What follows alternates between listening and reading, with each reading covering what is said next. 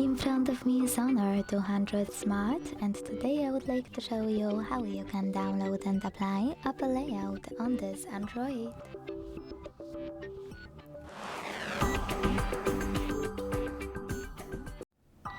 Begin by opening Play Store and downloading free app called LauncherOS from Launcher Studio.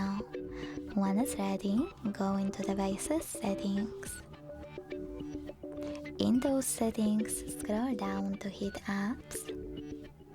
Click on Default Apps over here and tap on Home App. Now choose Launcher Pro.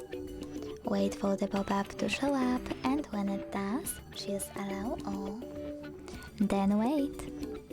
As you can see, after a couple of seconds, my launcher was successfully applied.